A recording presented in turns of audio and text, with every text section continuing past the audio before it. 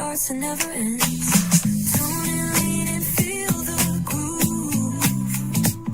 Every moment, a vibe you can't lose. It's for the culture, by the culture. Braylon Lee's got the soul to show you. Breaking it down, lifting it higher. Feel the rhythm, spark the fire.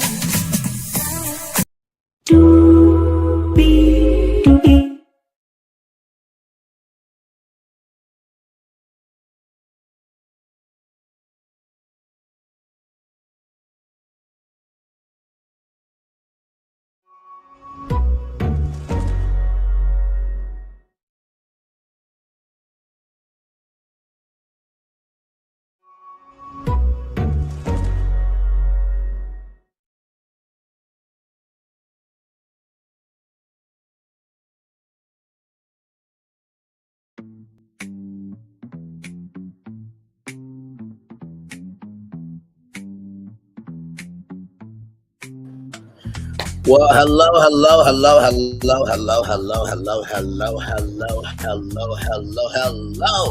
You, and you. Welcome into another edition of Braylon's Virtual Tour Live. We are live on tour. Glad to have all of you here in the building with me. We got a whole lot to talk about and a whole lot to get through because the Department of Jackhammering has approved the Paramount Bros Discovery Media Company merger, but it is not a done deal yet. But because the Department of Jackhammering has approved it, we are going to talk about, is there synergy here or not? And in addition to that, got some other things I want to say too. So let's get to it because higher is way, low is available. But either way, we gotta go on to it. Yes, indeed, we do. Let me take down this iconic intro here. Yes, indeed. You see that virtual tour background? Yes, you do. You hear that virtual tour music? Yes, you do. And then there is me. Hey, everybody, welcome in. Glad to have you here. Rather, first of all, to the LAPD officer that deleted a dog off of the face of the earth, a very cute gray poodle. May you get 7 across the ass. To the highest levels that can happen to you of the same fashion you did the dog, may you get 7 across the ass of the same fashion back to you. You have to be broken, decrepit, and you have to be thirsty toxicity and its supporters to do that to a dog. Sincerely, what the fuck is wrong with you? With that being said, congratulations to the Obamas on opening their presidential center today. I got to see a little bit of the dedication and everything in between. I'm seeing all the interviews, and it is a good thing that we have something to celebrate. Amen. Amen. In Jesus' name, rather. Yes. Amen. So, with that being said, we are here to talk about Paramount and Warner Brothers Discovery because, oh my God, to have a company that was $90 billion in debt, they're going to try to reduce it down to $42 billion. I don't know. You know, Phil asked me if I have an opinion on it. Of course I do, because you guys know we cover media coverage over here all the time. And by the way, you guys saw the thumbnail for 8:30 with Alltel and Alltel Wireless. So stay tuned for that one, because the way I'm going to honor Alltel, this should make my hometown, Little Rock, Arkansas, very, very excited, proud, and bursting with joy on how I'm going to bring back Alltel. And believe me, you're not going to believe how I did it. So let's get to the news of the day here. Yes, indeed, here. All right. I couldn't believe that you would delete a dog off the face of the earth. My God. I need the Knicks fans to disrespectfully handle that officer. 7 across the ass. All right, here we go. Let's get to it here. So here we go. From rollingout.com, celebrating 25 years on to the next 25. Could Paramount's $110 billion deal, guys, it's deal, not feel. could still fall apart this summer. Federal approval granted the $110 billion merger, but the finish line isn't quite in sight. The Department of Jackhammering greenlights a media behemoth. Behemoth is in the eye of the beholder. The U.S. Department of Jackhammering delivered a significant victory to Paramount Skydance on Friday, clearing its proposed $110 billion acquisition of Warner Bros. Discovery of federal antitrust concerns, a milestone that brings two of Hollywood's most storied entertainment giants, one crib, step closer to becoming one. In its formal determination, the Justice Department, or the Jackhammering Department, rather, to put it respectfully, concluded that its investigation found no credible evidence the transaction would harm competition or disadvantage American consumers. It was the kind of regulatory green light that companies of this scale rarely receive without a fight, and for Paramount, it arrived with meaningful momentum behind it. A Paramount spokesperson characterized the ruling as validation of the deal's underlying logic, arguing that buying both companies would produce a stronger, more competitive enterprise capable of holding its own against the technology platforms that have steadily reshaped the media landscape. The spokesperson pointed to intensifying competition for audiences, talent, and investment as evidence that the merger is a consolidation play so much as a survival strategy. Well, Paramount stands to gain the proposed deal, which Paramount officially launched in late February with an offer of $31 per share for all of Warner Bros. Discovery's assets, is sweeping in scope. The acquisition would bring CNN, TBS, the Warner Brothers Film Studio, and the streaming platform HBO Max under the Paramount Skydance umbrella, a portfolio that would position the combined company as a formidable player in both the linear TV and the streaming wars. Now, I do want to say this. Larry Ellison and David Ellison great Warner Bros. Discovery in order to get this for Paramount. Just know that. They did a very hostile bid for this. And here's the thing, right?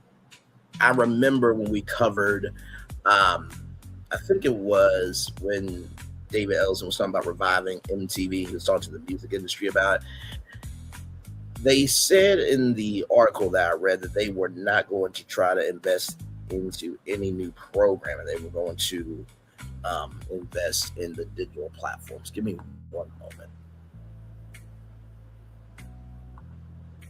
Give me one moment here.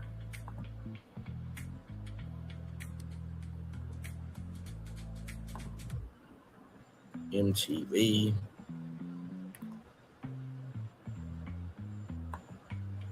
Let's see here. Where is it here? Because we did talk about this. We did. Let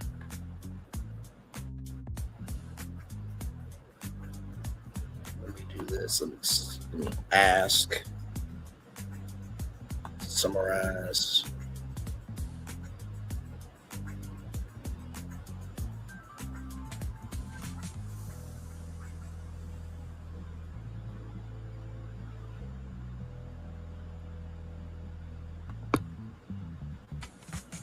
Only invest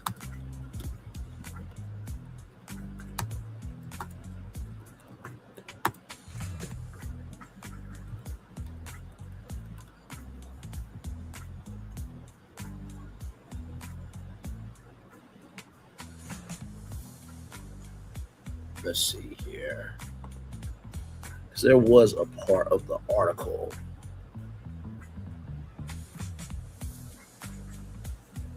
Go back. Let's see.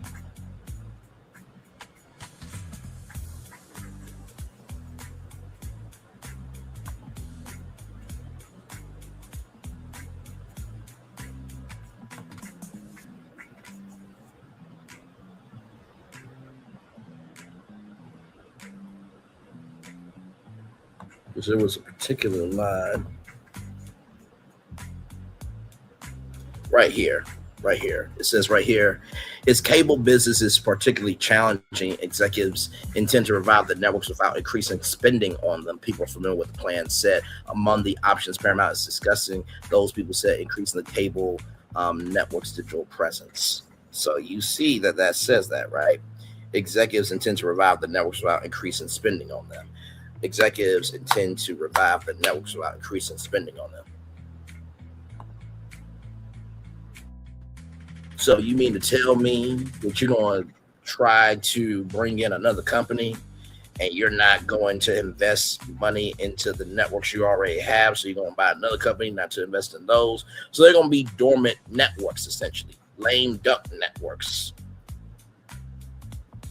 I mean, you might as well make them honey baked hams and put them up for sale at that point. Just keeping it a buck. But hey, listen, I'm just a black man talking on YouTube. Let's continue on. And hey, one person, welcome in. Glad to have you here. Yes, indeed. A portfolio that will position the combined company as a formidable player in both linear TV and the streaming wars.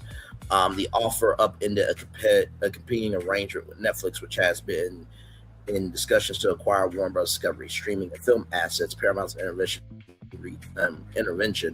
reordered the entire negotiation, ultimately landing the companies here at the threshold of federal approval that few expected to come so cleanly. Paramount stock climbed roughly 3% in after hours trading following the news. The September clock is ticking.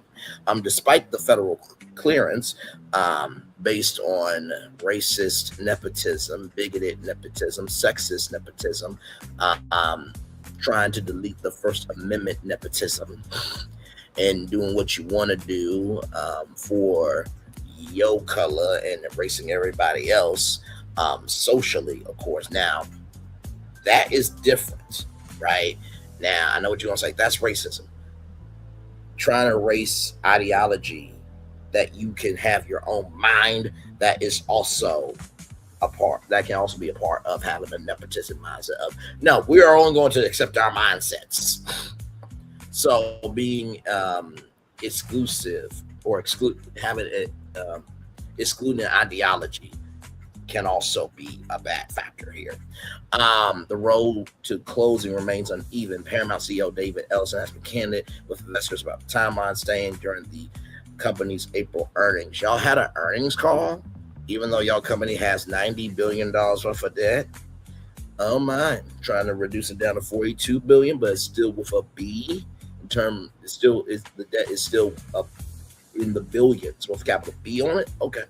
Call that the deal is on track to close by September. That deadline carries financial consequences. A so-called ticking fee built into the merger agreement kicks in after that date, making the transaction progressively expensive the longer it drags on. Warner Bros. Discovery shareholders have already voted to approve the deal, moving one significant variable from the equation, but the others remain.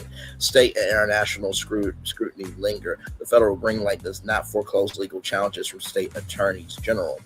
California Attorney General Rob Bonita's office confirmed Friday that the deal remains under active investigation by the California Department of Justice, signaling that the path forward is not without its obstacles. Internationally, the picture is similarly unresolved. The European Union's regulatory arm began its formal review of the merger earlier this week, saying a July 14th deadline for its assessment, a window that compresses the timeline considerably given by Paramount's September target. The Australian Competition and Consumer Commission, by contrast, has already cleared the transaction. A new era for legacy media. What makes the Paramount Warner Bros. Discovery merger so consequential is less about the assets themselves and more about what their combination signals for the industry. Legacy media companies have spent years grappling with declining cable revenues. You know, I've rebranded cable networks on this damn channel. Like, literally the last time that I did it, I rebranded Nickelodeon and Cartoon Network. Give me a moment. Just give me a moment, because I just can't. I can't do this. The reason why cable networks are on a decline is because you're not providing anything that is worth watching. Okay? All right? Give me a moment. I'm going to show you what I did. I'm going to show you what I did here. Give me a moment. Where is it?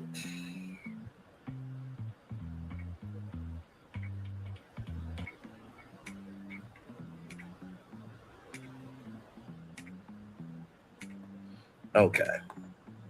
So I want y'all to see these. Okay. So I did Nickelodeon and Cartoon Network, right? Because there was an article from Core Cutters News .com saying that that Warner Bros. Discovery could sell Nickelodeon or Cartoon Network or sell both, right? So let me just show you what I did here with Nickelodeon. Here we go.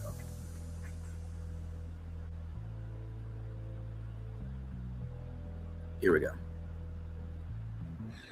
Sick of living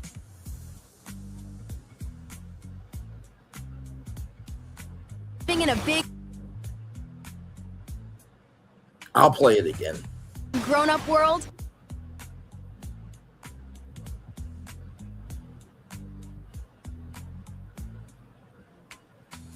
It is time to turn up the welcome to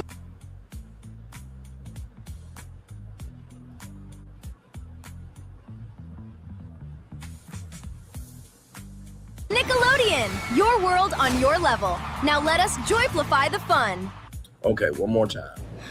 Sick of living in a big grown-up world? It is time to turn up the welcome to Nickelodeon, your world on your level. Now let us joyflify the fun. One more time for the one more time.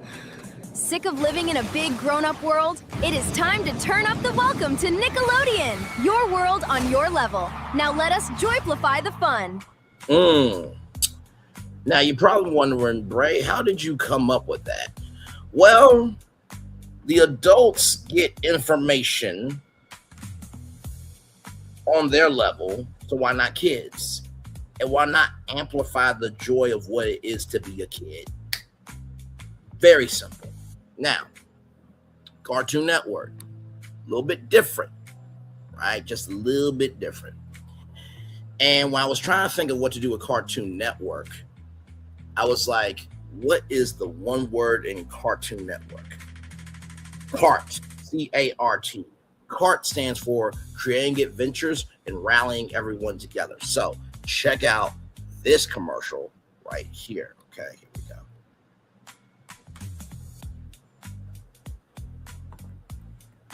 Excuse me. Sorry, y'all.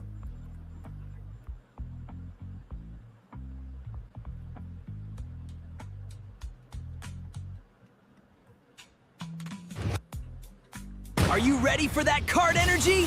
Unleash your wildest imagination. It's time to rally the whole crew together. Cartoon Network. We are about that cart energy. Two more times. Are you ready for that cart energy? Unleash your wildest imagination. It's time to rally the whole crew together. Cartoon Network. We are about that cart energy. One more time for the one more time. Are you ready for that cart energy? Unleash your wildest imagination. It's time to rally the whole crew together. Cartoon Network. We are about that cart energy. See, you actually feel something from those. All these networks need is a brand strategist to sit down and go through each network to see if there can be a new identity. Give him a moment, y'all. I'm frozen. There we go. All these networks needs is a couple brand strategists to sit down and see what each network can bring to the world of media, culture, entertainment, and give them a direction that people can not only have the how can I put it? Because I always say the two things that determine companies' rise or demise is the availability and accessibility of the brand. You need to be able to figure out how these networks can have a brand that can not only be available for everybody to understand, but you also make different ways for people to access that brand. That's all you got to do. But let's go back to what this says here from this Wall Street Journal article here. It says right here, executives intend to revive the networks without increasing spending on them. People familiar with the plan said among the options Paramount is discussing, those people said increase the cable network's digital presence. Here's the thing, right? You cannot have a digital presence if there's nothing on TV that's bringing them in. You already, for example, with MTV, they deleted the entire archive of MTV News. Exactly. So what are you going to do now? Can't do nothing with that. I've been saying that MTV needs to change from music television to movement television to be more of a general entertainment, pop culture, media brand. Just keep it a buck.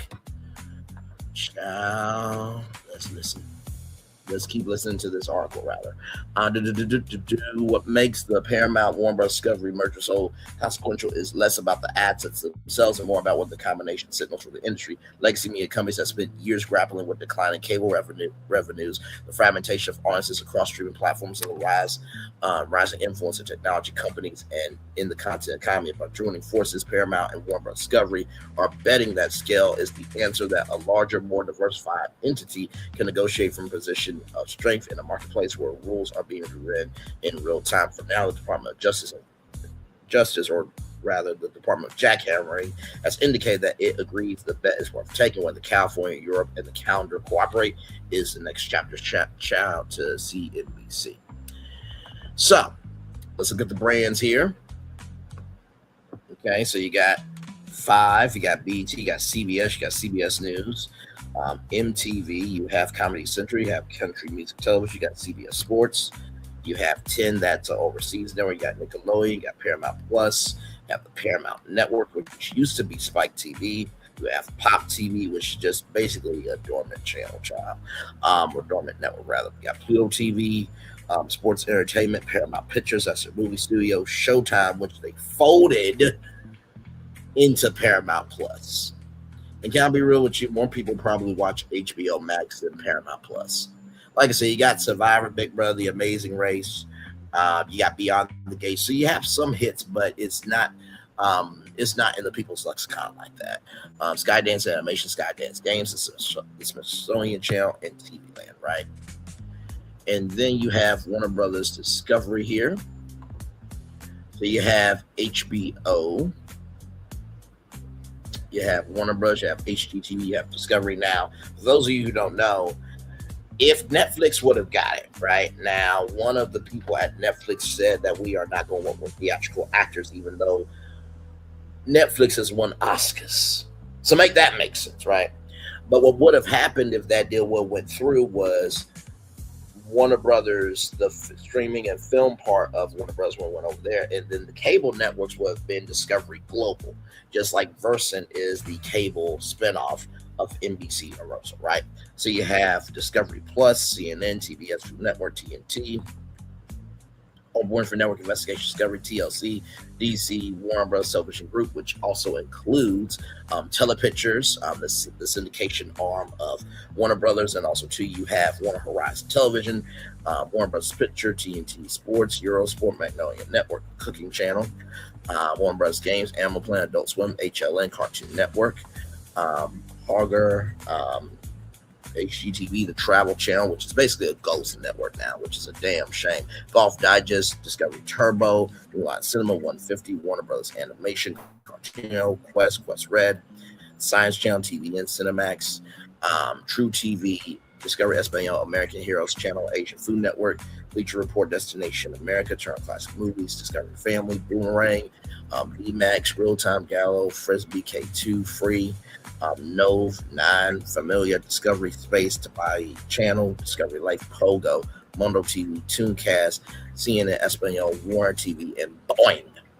So, one of the things that I said I was going to do, right, because we're talking about different platforms and stuff, I was going to let you guys know where I was in the BT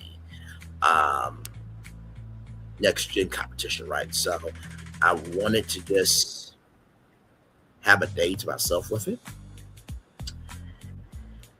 And I said I was going to let y'all know regardless of what happens. So, here it is here. And I want you to see it straight from me. Okay, here we go. Here we go.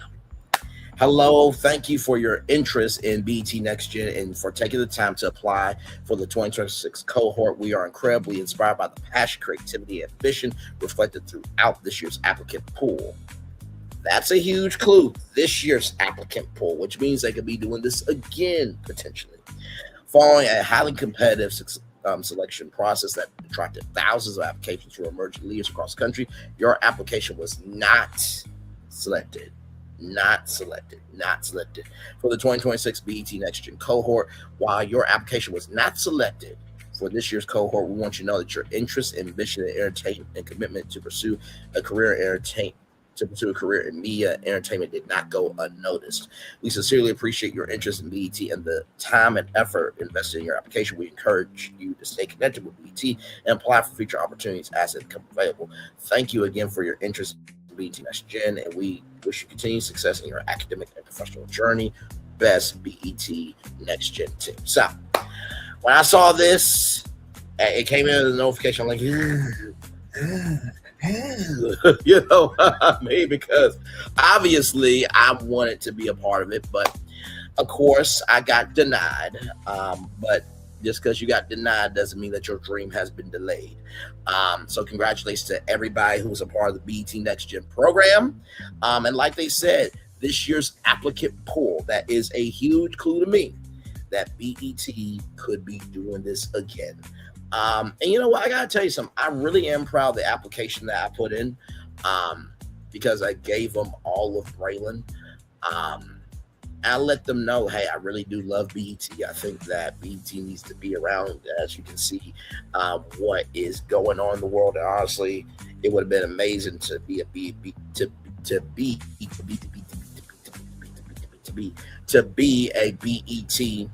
correspondent covering the dedication ceremony of the Obama Presidential Center live on BET. Would have been amazing today had I been hired on by BET. But nonetheless, it is all good in the neighborhood. But I said I was going to tell y'all my update. I forgot to do it this morning because we were just in the flow of Bose and Bose Studios and what could be of that.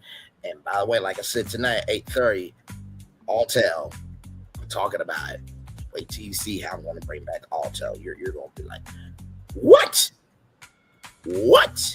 And what? I promise you. So, with that being said, right, we know that BET was up for sale at one point in time. We do know that. It was, I believe it was P. Diddy before he got found out for the piece of shit he is. Then it was Tyler Perry, it was Byron Allen, it was 50 Cent, it was Kenya Barris, it was Shaq as well. It was Group Black. We didn't really hear any females putting in their bid for BET, but BET was up for sale at one point in time, and that also would have included VH1. Now, for those of you who are saying, well, VH1 is under MTV control, that was true back in the day, but VH1 moved from MTV control to BET control many years ago. But also too, that would include the sister networks of BET Her, BET Soul, BET Gospel, and in addition to that, that would have included BET Studios. Now, personally, I believe to sweeten the deal that they should have added the Paramount Studios backlot and rebranded that to BET Studios. But of course, that is a very historic location, and Paramount Studios is very important to the future of Paramount Skydance, now known as Parabros Discovery Media Company. That's not their name. I'm just being Braylon, okay? So, with the fact that we do know that some networks like BET, Cartoon Network, and Nickelodeon were up for sale, I made it do what it do. So let's look at this here.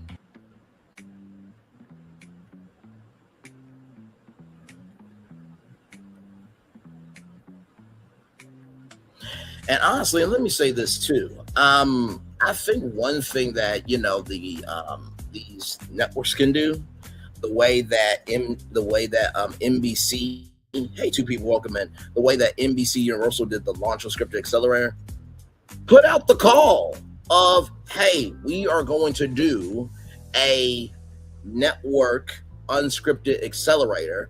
And we are looking for content creators that can have the mindset to help us rebrand the network. Do that. That would be amazing. Now, this will be different than the launch of Scripted Accelerator, where 5 content creators won a $20,000 development deal. The content creators that would get into this incubator would be working on rebranding that particular network. So let's just say, for example, that Warner Bros. Discovery said, hey, we're trying to rebrand the Oprah Winfrey Network, and we're looking for content creators that have a good mindset to join this team to help rebrand on. I think that is a very smart way that you can revive all these networks by bringing in content creators through a incubator of, oh, what's their mindset when it comes to programming? What's their mindset when it comes to graphic design? What's their mindset when it comes to, audio design? Should there be an anthem for the network? Should there be a ding? Should there be a sound for the network? How do commercials work? How do the transitions for the network work? Audience research, things like that. I think that would be extremely helpful for Paramount and Warner Bros. Discovery, right? So let's continue on here. If a combined Paramount and Warner Bros. Discovery were created, the biggest question would not be content. It would be whether management can simplify the portfolio fast enough to pay down debt, and build a sustainable business. Networks that directly overlap: CBS, TBS, General Entertainment, Comedy Central, Adult Swim, Comedy, Nickelodeon, Cartoon Network, Kids and Family, CBS News, CNN News, MTV, TNT, younger audiences, Paramount Plus, and HBO Max premium streaming. Now, I'm going to say this. Warner Bros. Discovery will definitely keep Paramount, Skydance, Warner Bros. Discovery will definitely keep CBS. They will definitely keep that. If anything, I think what will end up happening is all the shows that can't go to CBS will go on to TBS. I think that's what will happen with that. Adult Swim is not really a network. It's more of a programming block on Cartoon Network. But I do think that Comedy Central does have some more prestige there than Adult Swim. I think Adult Swim is more for the millennials and some Gen Z watch Adult Swim, but really it's for the 90s kids, right? Nickelodeon, Cartoon Network, we talked about that already. I think if both of these networks, if Warner Bros. Discovery, Paramount, Skydance was trying to figure out which network to sell, I think they would probably sell Cartoon Network before Nickelodeon because of that prestige at Nickelodeon. My God, they would be stupid to sell Nickelodeon.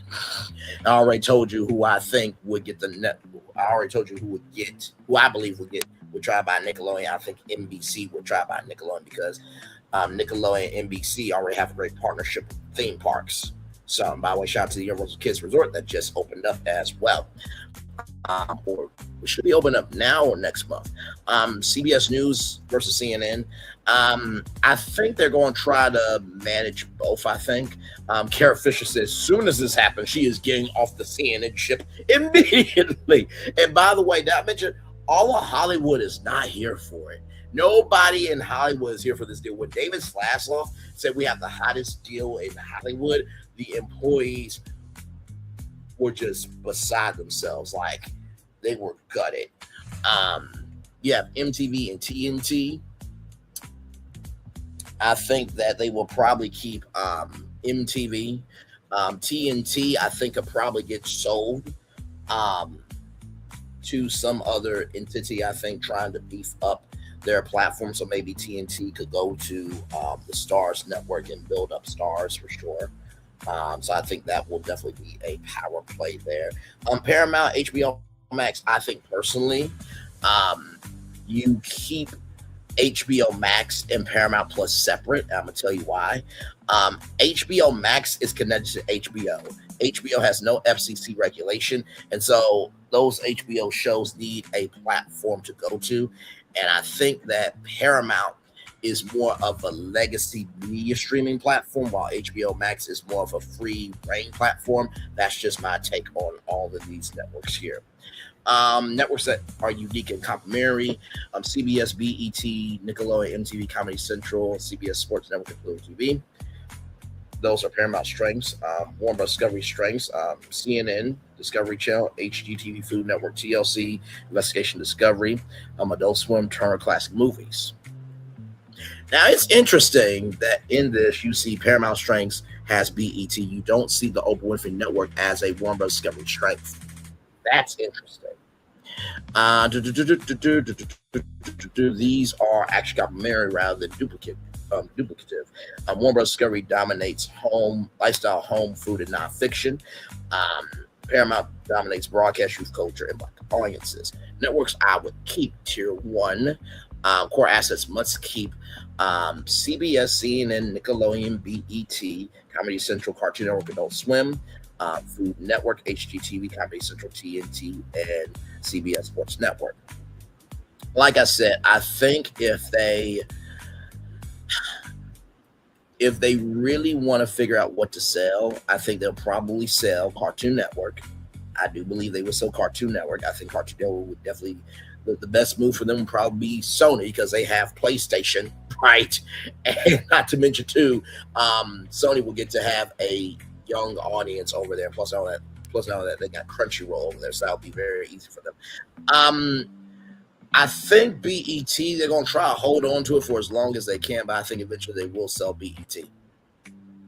Because when you think about us in the Black community, right, and when it comes to Black media, the first thing that gets cut is anything that is of minorities and Black culture, right? So let me put up this overlay here. Give me a moment. So as we can see here, the state of Black media is Disney has no Black network, NBC Universal, no Black network, but Black people do watch Bravo. Heavy. They do watch Bravo. Heavy. Warner Bros. Discovery has the Oprah Winfrey Network. Fox has Fox Soul. Nexstar Media Group Incorporated has no Black network. And Paramount has BET Black Entertainment Television.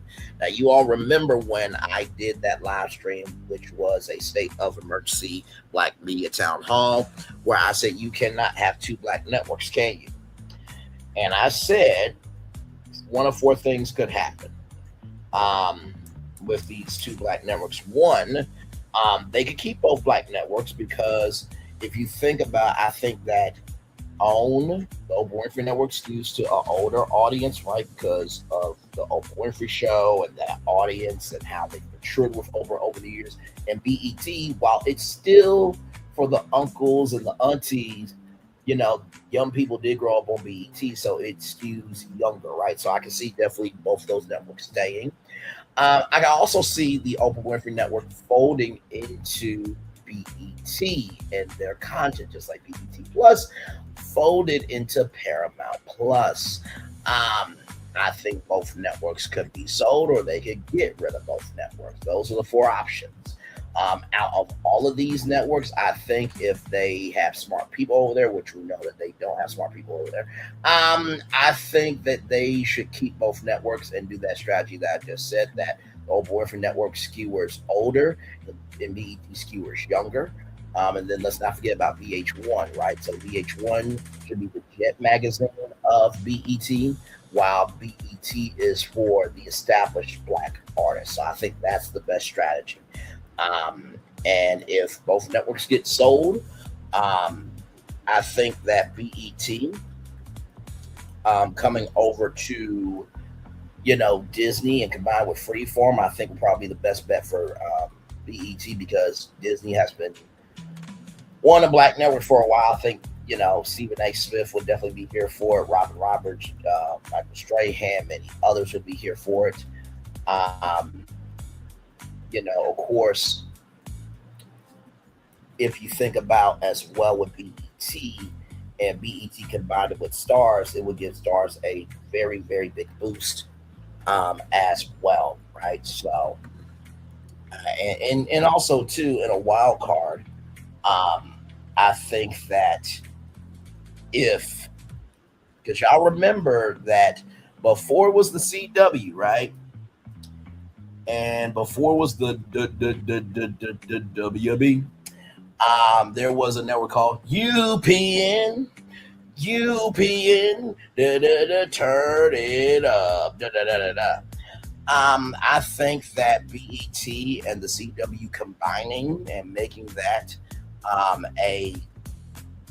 the network for Black and minorities, I think that would be a definite wild card, but I think it would be a welcomed wild card for sure. So those are my takes on the state of Black media there. So yeah, and then if the Oprah Winfrey Network did get sold, right, you're probably thinking, okay, where could they go? Now, of course, you could say, well, Ray, couldn't Oprah go to ABC? She has, she was on ABC stations for a long time with the Oprah Winfrey Show. And she did, Wrinkle in Time, and she's done, things with Disney in the past, and that is very true. but I think NBC will gladly welcome Oprah. I mean, it's Oprah Winfrey, okay? She still has that Oprah magic, okay? And to have the Oprah Winfrey in the NBC Universal arsenal, I think would be great, because think about it, you have Bravo, and then you have the Oprah Winfrey Network. Like, black people will be watching NBC, now more than ever. But that's my take on everything as it comes to that. So let me do this and take this down. Hey, good to see y'all. So let's keep going here. And like I said, TNT could definitely be a power player for sure. Everything else I think will probably just stay. By the way, these are the strongest brands and provide the widest advertising reach. Tier 2, valuable but keep secondary if profitable. MTV, TLC, Investigation Discovery, Paramount Network, Smithsonian Channel, Turner Classic Movies. I think for the Smithsonian Channel, that is like National Geographic. That's like the Discovery Channel. So I don't think they'll get rid of that, because you have the Smithsonian museums, and the merchandising, and the live tours, and the travel division. So I don't think that would be gone.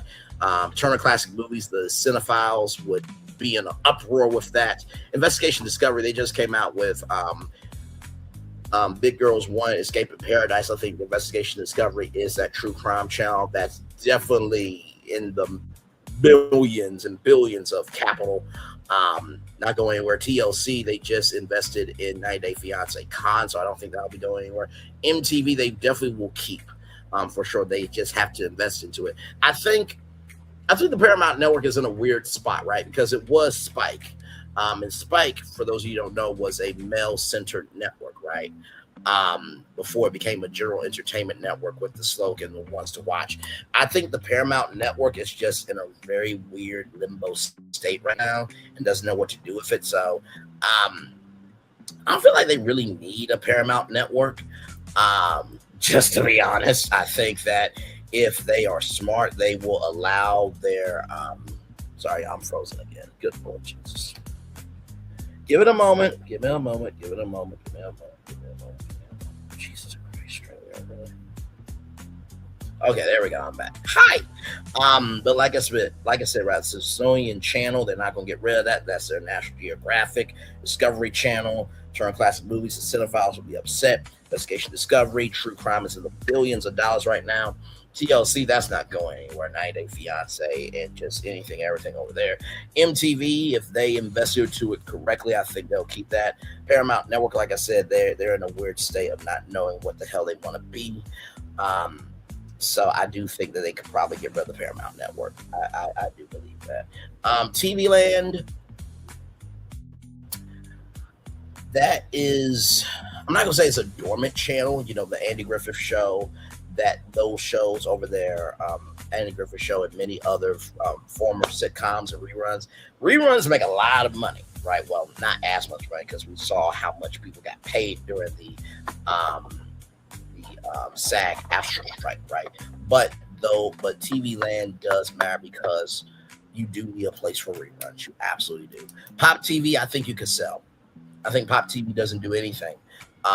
They don't have any new programming. It's very dormant. It's a lame duck. Sincerely with that. So I think you could probably sell that very easily. Showtime, I think you should let go of Showtime, because y'all folded it into Paramount Plus, which it has not done anything for Paramount Plus at all. Like I said, people don't watch Paramount Plus like that. I think the best thing to do is for Showtime and Starz to combine, for sure. Country music television,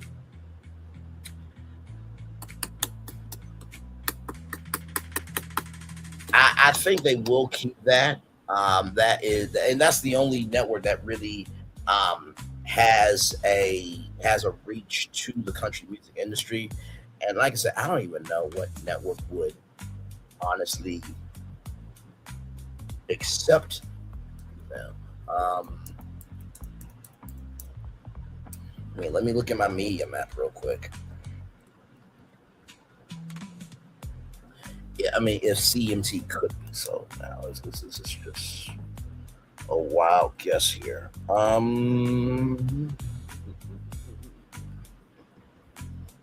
I feel like a country music label will probably buy it more than anything. I think.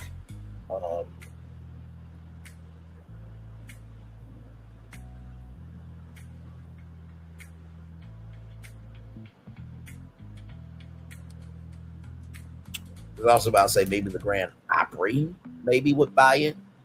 I don't know. Let me see something. Where is my phone at? Where's my phone? My phone. Sorry, I'm trying to find my cell phone. Oh, there it is. I got it. Nope. Come here. I got you. All right, here we go. Okay, let's see here. What is the net worth of the Country Music Hall of Fame and the Grand Ole Opry?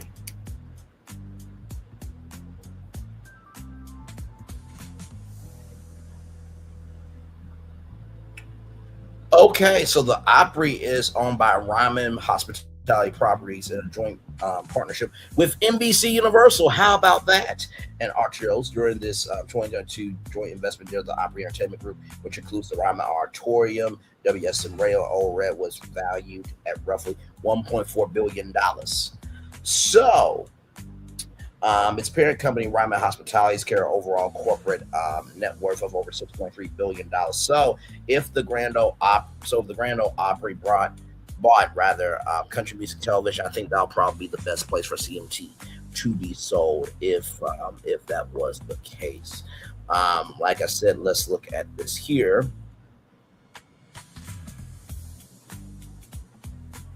With this, Boomerang, I think they folded that out. I think that Boomerang really could have been a pop culture, 90s throwback channel.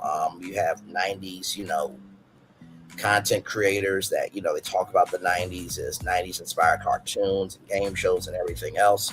When I did that live, I talked about Adult Swim being a network for the grown adults. I talked about Toonami being for anime and manga lovers and, pop culture fans and everything else.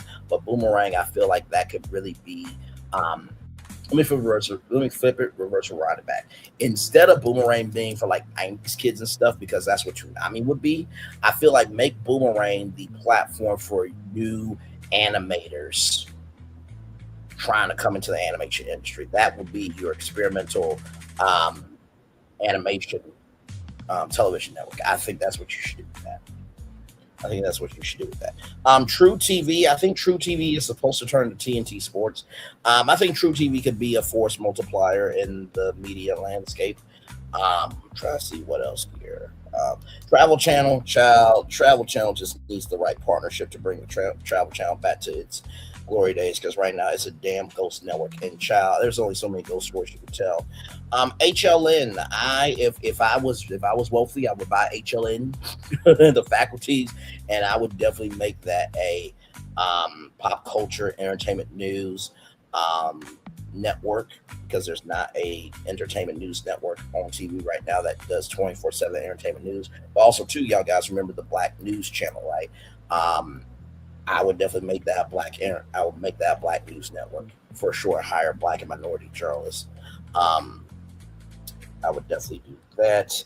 The cooking channel. So here's the thing: the cooking channel and Food Network, right? Out of both of those, I think I would keep the Food Network and sell the cooking channel. I'm just being honest with y'all. I'm calling it like I'm seeing it. Like I said, TBS, I think they will keep TBS. That will be a general entertainment network. So those are the networks that I see there. Magnolia, that's from Fixer Upper. That's pretty much another version of HGTV, essentially with lifestyle content. So, and it sounds like I'm being mean when I'm reducing these networks down, but because I study the industry all the time, I can just call like I see it networks I would sell or shut down. True TV, HLN, MTV2, MTV Classic, BET Gospel, BET Jams, BET Soul. That will also include BET Her Team, Nicktoons. Nicktoons, I would buy Nicktoons if I'm NBC. Definitely, because you already have some Nicktoons already over in the Universal Parks. Like I said, Logo, which is the LGBTQIA plus community channel. Flicks and the movie channel, I think. Yeah, I would sell those as well. Teen Nick, I would probably bring over to NBC and let Gen Z run it, and then of course I would make Nickelodeon as well. Bring Nickelodeon Studios back to Universal Orlando Resort. Like I said, BET Gospel, BET Jams, BET Soul definitely could amplify. Could definitely amplify Stars, could amplify the CW to make that a black broadcast network, which would really be the only black broadcast network in all of existence. MTV2, MTV Classic, definitely could see those as force multipliers as well. Flicks and Movie Channel, I can see that being owned by probably more AMC or Cinemark than Regal, because Regal, I don't think they really have the energy to actually know what to do with, a network like that. Most of these have limited strategic value. 2026 lies you tell, and generate relatively little differentiation. Consolidation candidates, MTV and VH1 fold together under MTV. That's not going to happen because VH1's over at BET now. TNT and TBS One Entertainment Sports brand. I could see that, but I think that TNT definitely will probably try to do more sports and how can I put this? I think TBS will skew as a younger, unscripted reality network for millennials. For sure, I think TNT will be more sports, more documentaries, and more things that engage, 35 to 50, I think. Just more mature content, just like Stars, how they say we're all adults here. I think that'll be the strategy that TNT takes. Cartoon Network and Adult Swim keep both brands operate from one management structure. They already doing that now. What the new company will look like: News, CNN, and CBS News, Sports, CBS Sports and TNT Sports, Kids, Nickelodeon, Cartoon Network. Let's see. Lifestyle, HGTV, Food Network, TLC, and Discovery. Entertainment, CBS, Comedy Central, MTV, BET, TNT. So you see that owners now on this list, right? I tried to tell y'all, but y'all didn't want to listen to Brandon Lee. Moving on. This creates a cleaner portfolio than either company has today. Debt question you mentioned combined debt $90 billion, goal after merger $42 billion. That means reducing debt by roughly $48 billion. That's extremely aggressive.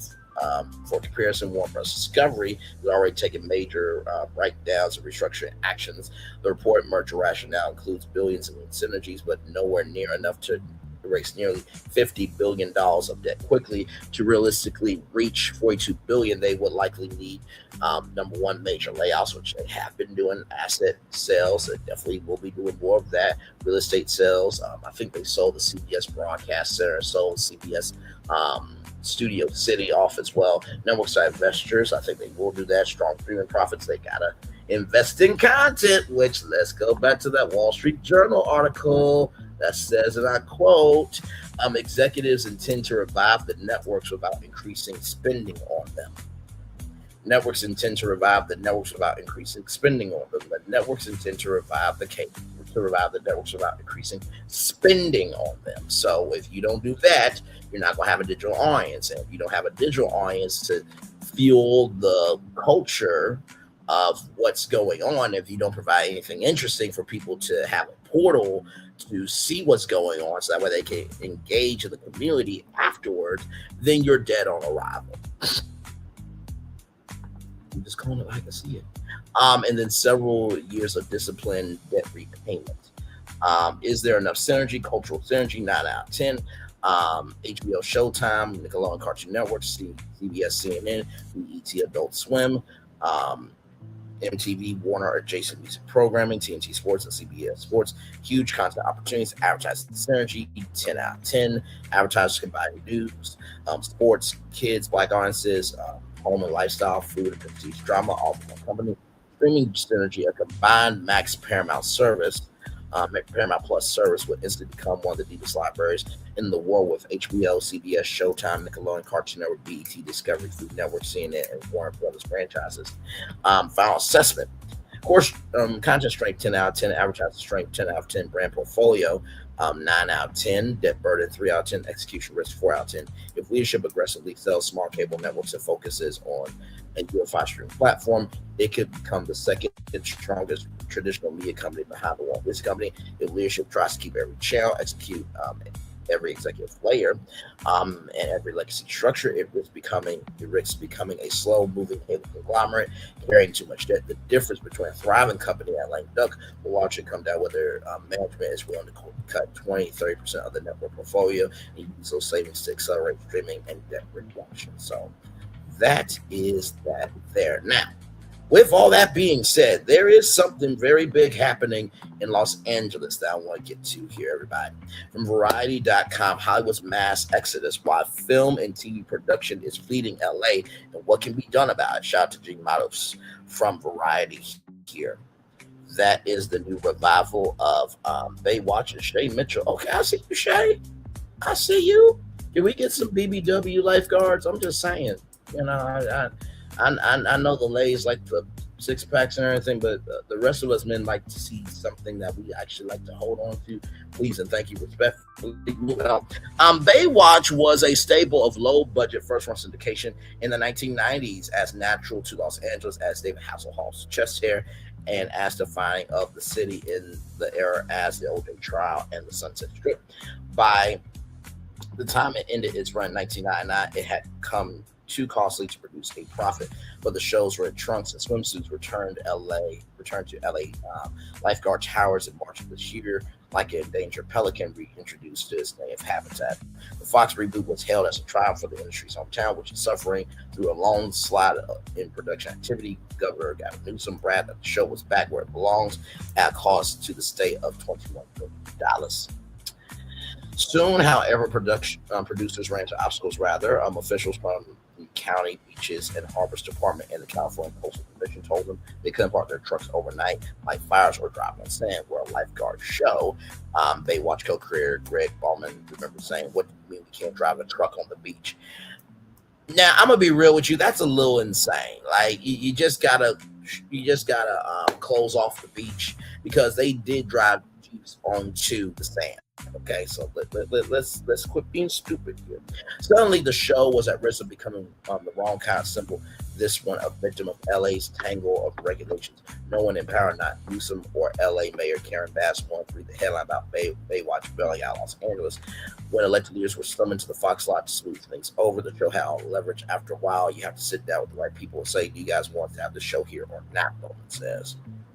Los Angeles has been the world's entertainment capital for 100 years and still has an unmatched concentration of talent infrastructure. But in an age of globalization with easy international travel and communication, well, I mean, it would be easy if everyone else didn't vote for a racist, sexist, bigot, a person that causes division and carries thirsty toxicity energy, like thirsty toxicity and its supporters. We would be all good here. The city is losing its edge. And I love this cover because, as you can see here, this is a postcard, and this person is jumping out of the postcard in Hollywood. Very well done symbolism, Variety. Very well done. Hollywood ending, fewer jobs, less production, and economic crisis that have brought the entertainment industry to the brink. Everything costs more in LA, starting with labor due to the high cost of living and elaborate union agreements. Other states and countries have developed crew bases of their own, are more solicitous of producers' needs, and offer more generous incentives. Producers are also under pressure from the artists to deliver even more spectacular experiences, creating pride. Enterprise often means going overseas. These streaming trends, have been underway for 20 or 30 years, but since the end of the streaming bubble in 2022, America has lost 73 1,000 production jobs, 2/3 of them in Los Angeles, bringing the issue of foreign competition to a rapid boil. In a chaotic race for LA mayor, the candidates have clashed over who lost Hollywood at a debate in May. Councilmember Nia Rahman accused Bass of failing to cut red tape. That's what happened in Baywatch. She said the city and the county weren't talking to each other. Spencer Pratt, the reality star, to see it last week, bemoaned the sorry state of California's incentive program. Even Massachusetts has better tax credits than Hollywood. The contenders for governor are also bound to show that they can provide the industry with the right package of incentives. Newsom doubled the state program to $750 million in 2025. Everyone seems to agree it should be more, maybe a lot more, and that should cover the above the line salaries for actors, writers, and producers, including television hosts. Let's not forget them too. In my understanding, California's rebate is one of the least beneficial for anybody who is financing motion pictures and television, says Charles Robin, co-founder of Atlas Entertainment, producer of Oppenheimer and Wonder Woman. It is capped. It has no above the line. But the state can only do so much to compete with the 81 countries that have embraced filming as an economic development tool. The United Kingdom alone spent $2.2 billion on film and TV subsidies in 2024, and national incentives are often stacked on top of local rebates.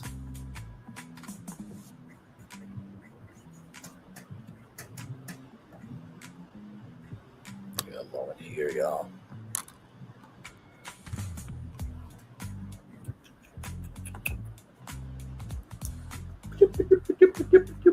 Hey, two people, welcome in. Glad to have you here. Just talking about some Hollywood stuff. Glad to have you here. California went into this knife fight without a weapon. Now folks are breaking pals, said Xavier Barraca. The Democratic gubernatorial candidate, who is the favorite to succeed Newsom. As she runs for re-election, Bass has been able to walk a fine line between projecting confidence in the city's ability to retain production and lobbying for more federal help for Hollywood. I don't feel like we're going to lose our industry, Bass says, knowing that studios networks are still grappling with the business changes brought by the streaming revolution. This is where the creator economy can help, but y'all are very slow to respond. Okay, all right, moving on. When all that sells, I feel confident we can maintain our industry. Once a pipe dream, the idea of a federal film subsidy now seems like a real possibility. In order to save this industry in America, we need to be competitive with tax credits, says Senator Adam Schiff, the California Democrat who is working on introducing an incentive bill in Congress. We have a lot of influence around the world as a result of American film and TV. We don't want to lose that soft power. Advocates warn that unless the United States responds to foreign subsidies, Hollywood is at risk of becoming Detroit. Oh, not too much on Detroit. Not too much on Detroit. Actually, let me show you the greatness of Detroit. We're going to take this break so I can show you this, and then we'll be back rolling.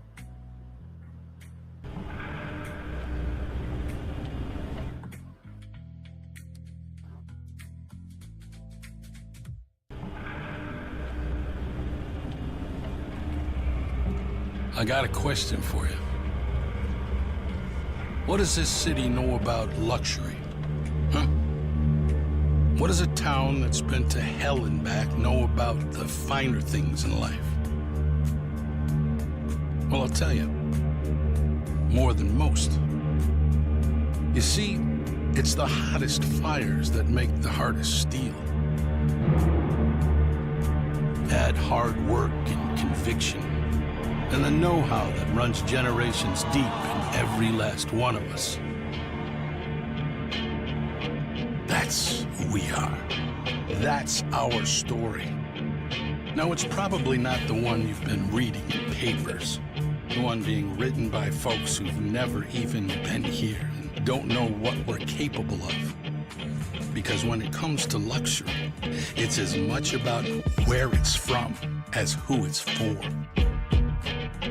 Now, we're from America, but this isn't New York City, or the Windy City, or Sin City, and we're certainly no one's Emerald City.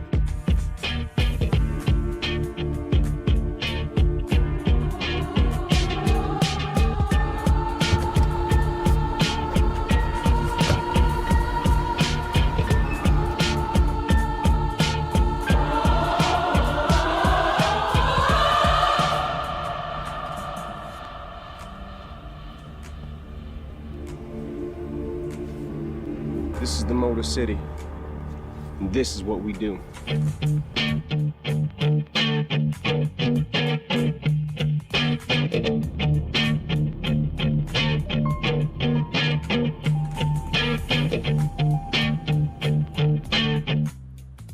That commercial right there is one of the greatest, not just Super Bowl commercials of all time, but one of the greatest commercials of all time. It took on, Detroit Round took on the fact that while they were struggling, there was still greatness inside that struggle. So not too much on Detroit, not to mention it is the home of Motown. Okay? You know about Motown, you know how Motown impacted the music industry. Moving on. Which the music industry is in Hollywood. Shocker there. Which has bled jobs. I'm sorry, y'all. I have to laugh at it because it's just like, do y'all not know how much like it costs to like put music into films and stuff like that? So like, come on now, like really, come on. Which has bled jobs as all makers pursue lower wage labor and generous incentives in other states and abroad. And we actually did talk about that of Hollywood becoming Detroit. I think it was an article from Hollywood Reporter, if I'm not mistaken. We covered that here on Braylon Lee's Virtual Tour Live. Let's continue on here. This is supposed to be the film capital of the world, said Noel Stefan.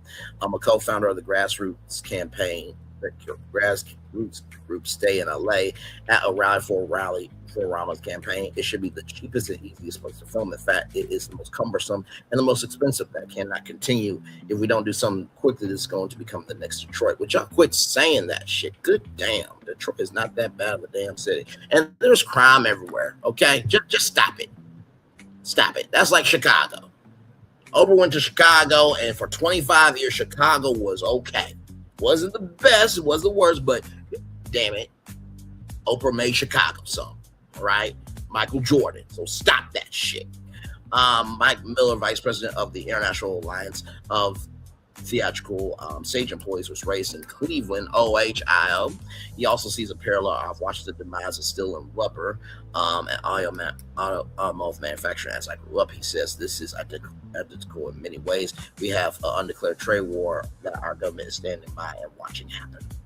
For every show like Baywatch that shoots in Los Angeles, there's another reboot that does. The Rockford Files, the 1970s drama about a hard-boiled LA detective will return to NBC next January. It's still set in LA, but it's filming outside of Atlanta. Little House on the Prairie, another mainstay of the 1970s NBC lineup, was originally filmed in Simi Valley. The version coming to Netflix in July was shot in Winnipeg, Manitoba in Canada.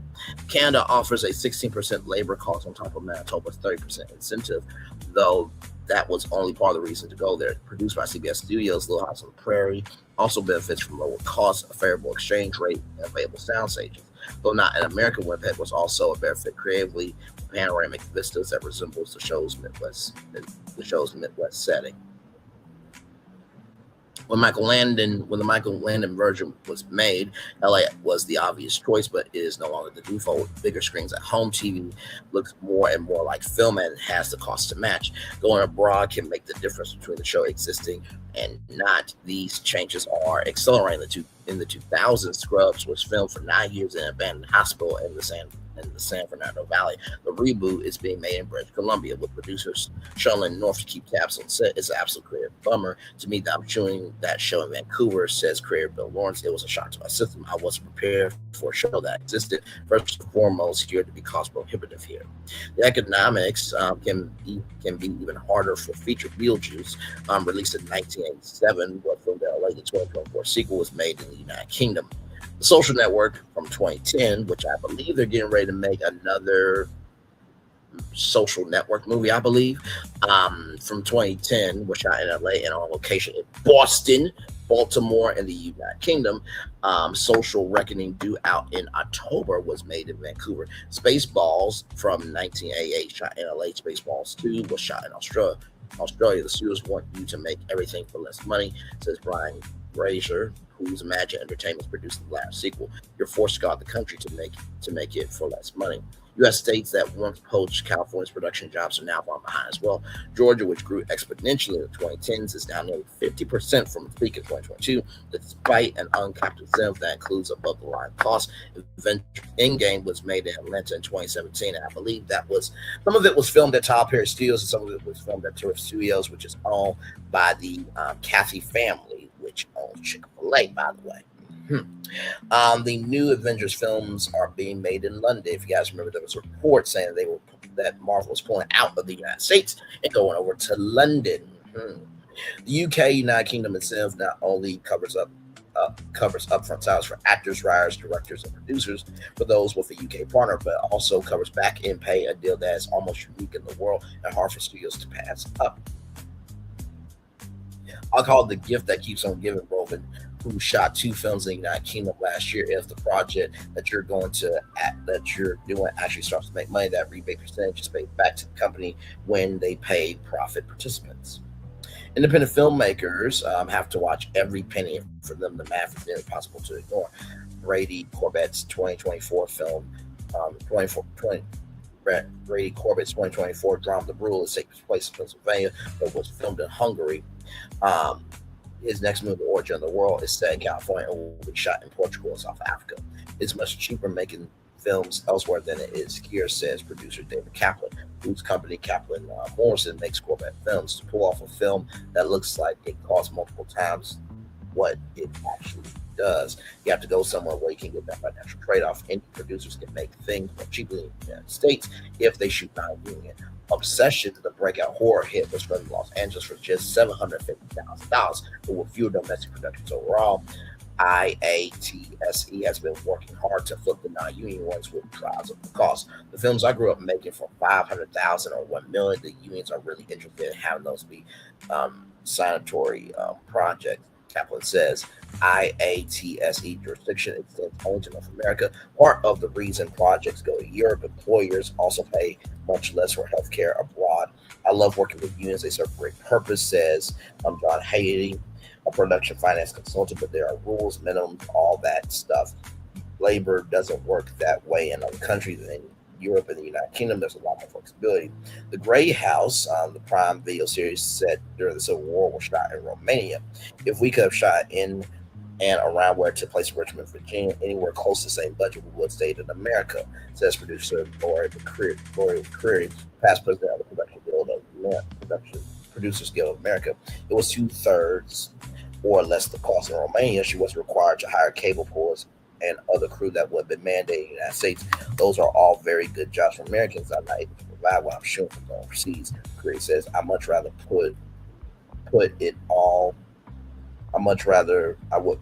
put all of these people to work in America. On May 4th, 2025, President 47 threatened to impose a 100% tariff on foreign-made films, likely both illegal and impossible. This idea was nevertheless taken in High West and encouraged inside, and least he recognized the problem.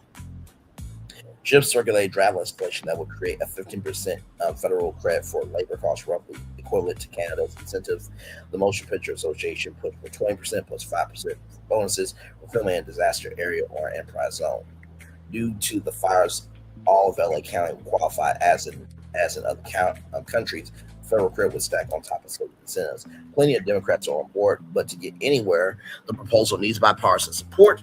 Representative Brian Jack, Republican from suburban Atlanta, is said to be one of the co-sponsors of the bill in the House. Other Republicans appear to be waiting for a thumbs up from the White House. Doesn't this affect like conservative film studios who've been trying to put out conservative films? Like this would be a good thing for y'all to be a part of, because that means y'all get to keep things in America. Y'all like America first, right? I had a whole damn UFC fight to celebrate America, but yet y'all don't want to sign a bill that would help keep films in America. Got it. Y'all are just as dumb when y'all rejected Barack Obama's free community college for everybody across the country. Y'all are just that dumb. You're also just as dumb for taking away women's rights to their autonomy of their bodies. That's it here nor there. Let's move on. We've been working very hard to get an affirmative statement out of the president that he's open to Congress looking at federal incentives, says Scott Carroll, who was working on the issue with John Voight, one of 47's Hollywood ambassadors. He was so damn good, National Treasure. Then he just went to Ish, man. We think that will open up the floodgates, and you'll see a caucus of bipartisan politicians that will come out and support this. 47 has embraced state support for farming, coal mining, and advanced manufacturing, and the U.S. subsidies of other industries as well. But he screwed the farmers as well. Do your research on that.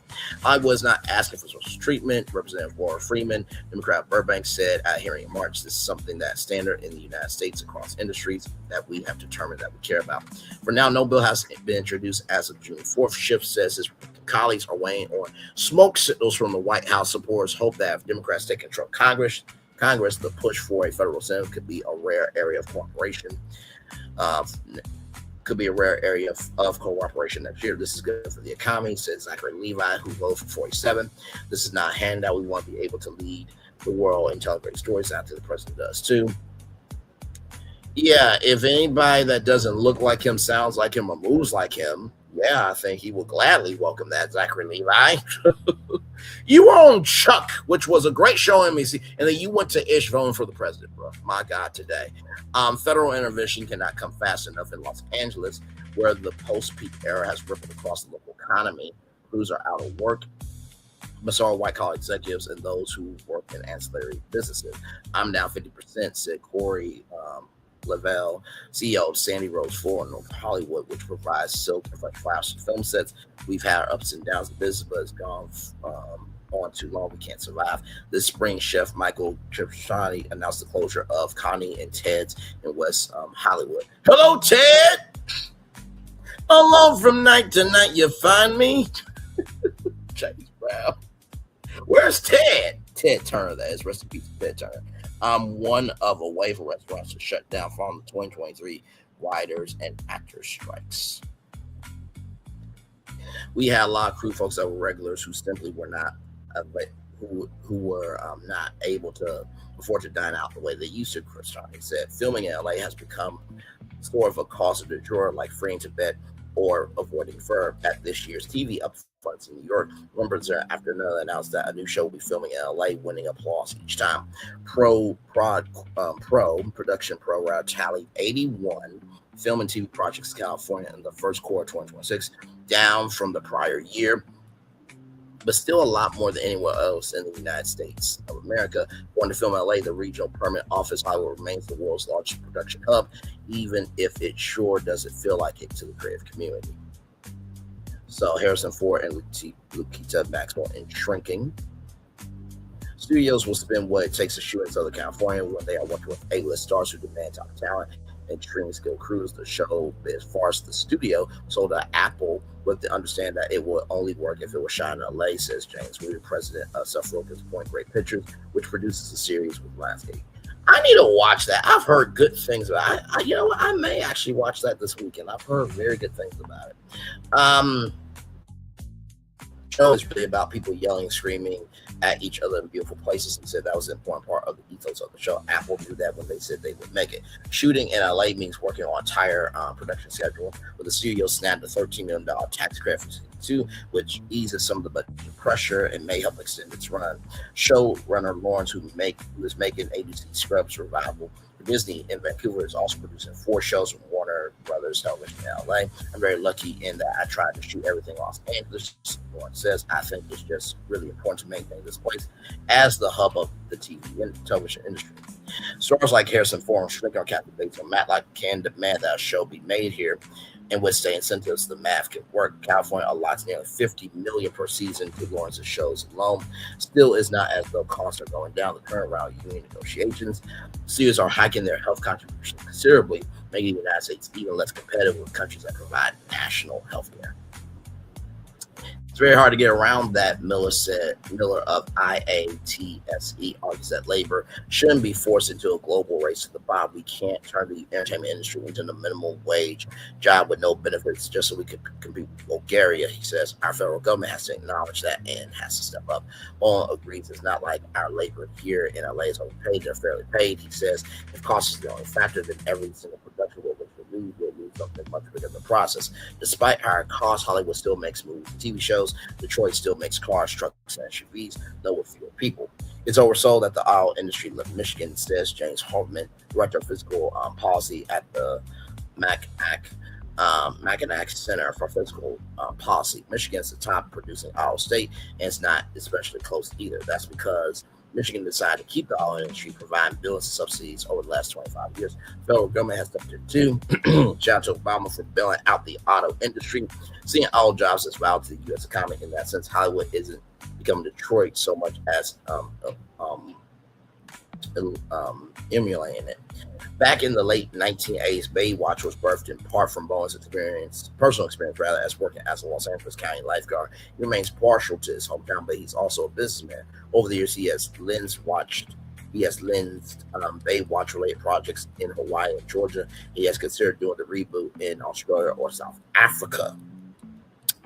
Oh my God. Both have the requisite ingredients, beaches, and incentives, and both are cheaper places to shoot. But in the end, he chose LA. You have to really want to shoot in LA. He says it costs more money, but you have to find a way to make it work. This show belongs here. After Bowen's meetings with public officials earlier this year, the show has faced no parking or permitting issues. Actors can drive on the beach without even asking. The show got a 20% discount on city parking fees. I just saw the first cut. He says, I can't imagine having produced an episode of TV this good anywhere else in the world. So there it is there. CC says you can keep going in the same political party and wonder why nothing changes or gets better. You better wake up. Ain't the truth. So the career economy, I think, definitely can help out with that. You think of unscripted television, and unscripted is a lot cheaper to produce than scripted, I believe, for Empire on Fox. Yeah, I believe for Empire on Fox, it was about, $3 million per episode? How much did it cost per episode to produce Empire on Fox?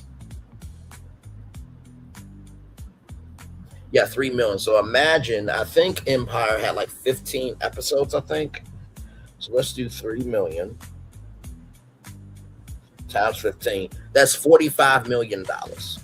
Times 20, that's $60 million, right? So there is that there. So I think talk shows, game shows, variety shows, competition shows, watch party shows, Friday Night Live shows. I remember Live PD on A&E was very low cost to produce, right? So you have all of that. And then finally today, now this was a rumor, right? So for those of you who pay attention, we kind of figured out kind of earlier this would be a thing, but they officially confirmed it today. I saw this while I was just chillaxing. From Variety.com, Penske Media Group acquires Fox Media Brands, creating digital publishing giant. From Variety.com. Here we go. PNC and Fox Media become one. Penske Media Corporation has acquired the Fox Media digital brands, high-profile news and lifestyle hubs: The Verge, SB Nation, Pop Sugar, The Dodo, Punch, and Thriller. So I'm going to, forgot Eater, The Verge, SB Nation, Pop Sugar, The Dodo, and Punch and Thriller. So let me do this here, because I'm going to show you how this is actually a good thing. Yeah.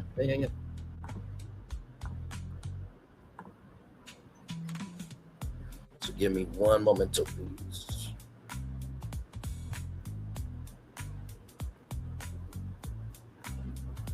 Okay. So just wait for it. Okay, let's continue on here. Okay.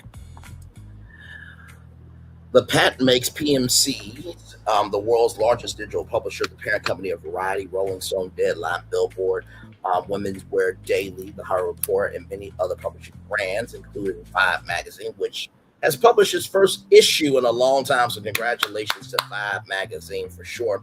Has created a subsidiary, PMX. So Penske Media, Fox, right? To house PMC's publishing portfolio, Ryan Paul, who is the president of Fox Media, will join PMC as the president of PMX Global. Let's see here. The deal follows the sale last month of New York Magazine, Fox.com, and the Fox Media Podcast Network to James Murdoch's system for a reported price tag of more than $300 million. Financial terms of the PMC Fox Media pact weren't disclosed, rather. PMC's acquisition of Fox Media Brands creates a formidable digital content platform spanning entertainment, music, sports technology, fashion, beauty, food, art, and luxury. PMX assets reach hundreds of millions of consumers every month. Its labels produce more than 300 live events per year. The brands continue to operate autonomously under the PMX umbrella, including the newest additions from Fox. PMC was already the largest shareholder in Fox before the acquisition agreement. I'm very proud to welcome this tremendous team and leading brands Penske Media, said Jay Penske, PMC Chairman and CEO. We have long admired these unique brands companies. I'm thrilled to welcome Ryan Pauly to PMC. Ryan is a top executive who has demonstrated a clear ability to build lean technology and evolve media businesses, making him exceptionally well positioned to lead PMX next chapter of growth.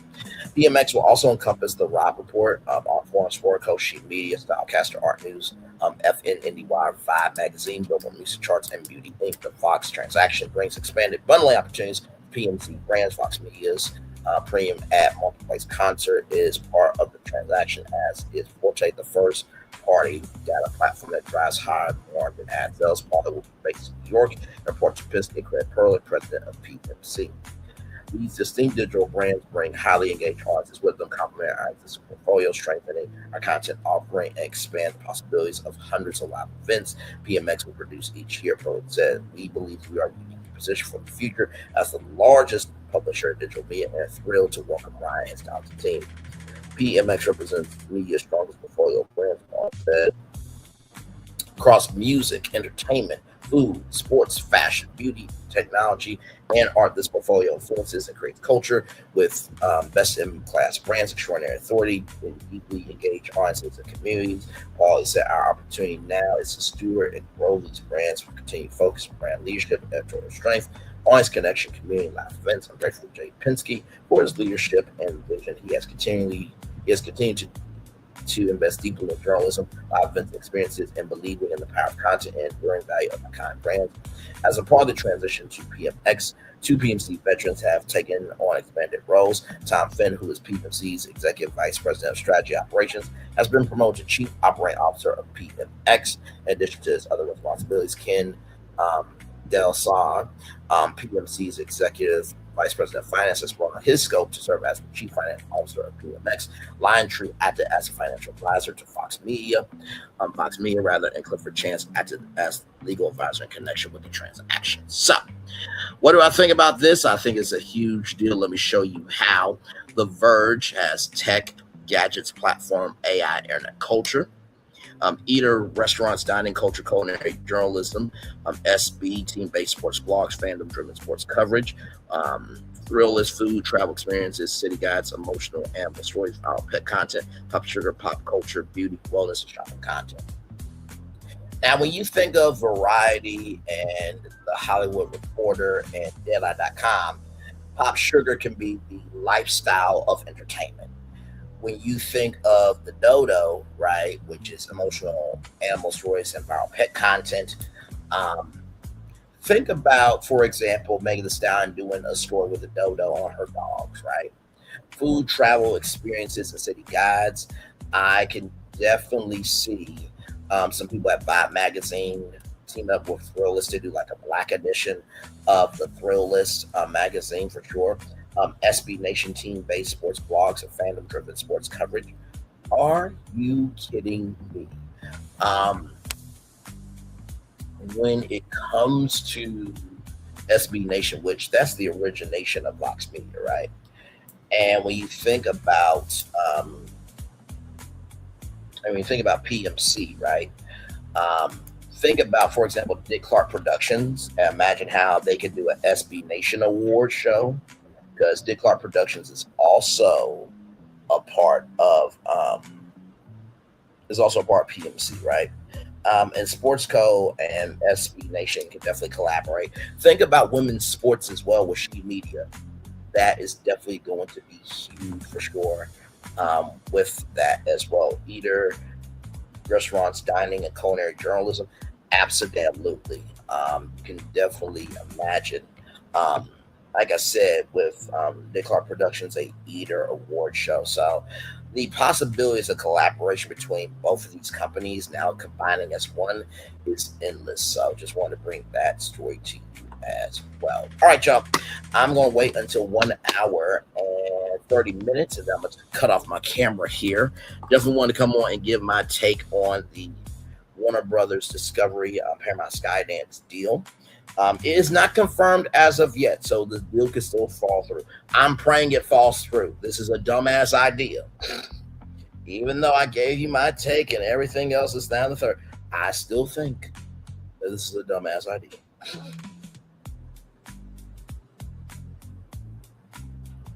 Let's keep it into the books. But anyway, with that being said, it is now 1 hour and 30 minutes. I'm going to turn off my camera now because we done the whole show for an hour. Yes, we have. Good show, good show, good show, good show, good show. Yes, indeedy.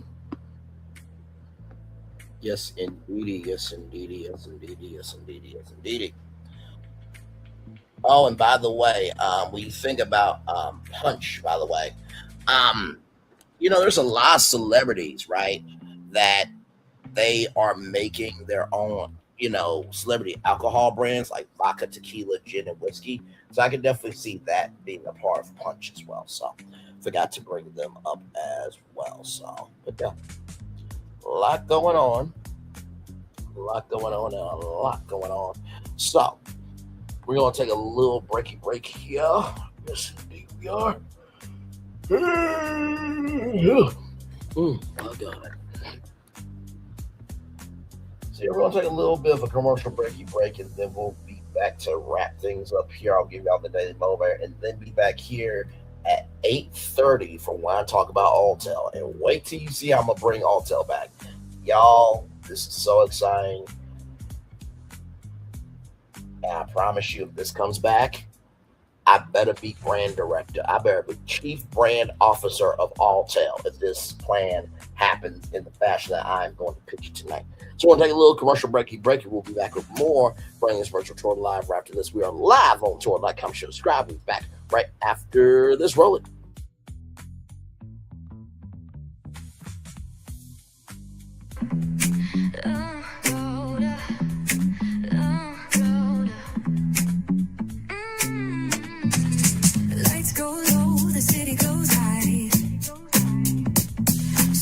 Untold under moonlit skies.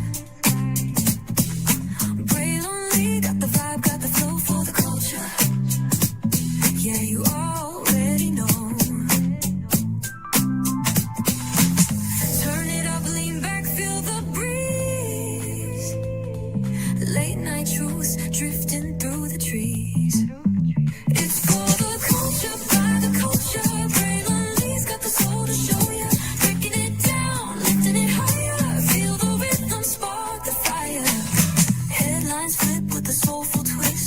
Behind the scenes where the magic sits, it's the heartbeat of the now and the then, where the story starts and never ends. Tune in, lean and feel the groove. Every moment, a vibe you can't lose. It's for the culture, by the culture. Braylon Lee's got the soul to show ya. Breaking it down, lifting it higher. Feel the rhythm, spark the fire.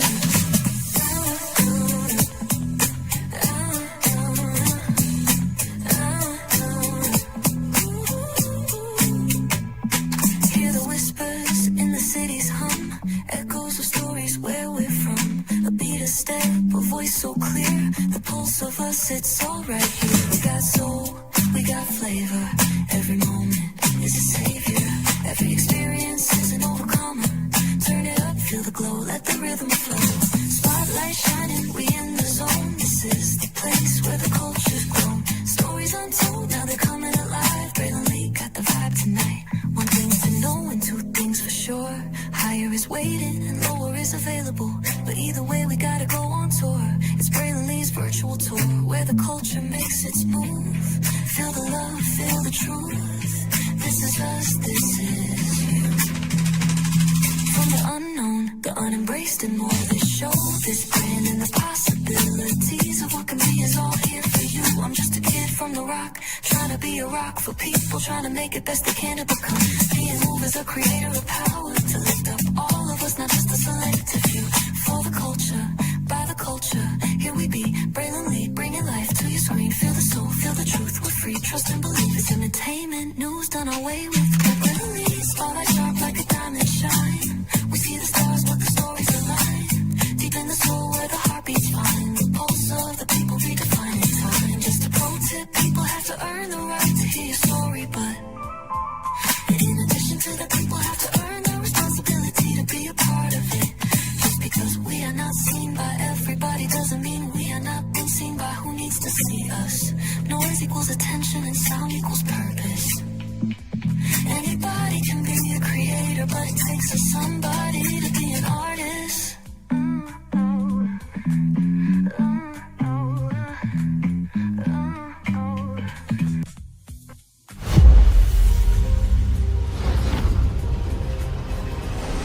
Beyond this gate, find gardens green and epic worlds to fill your dreams.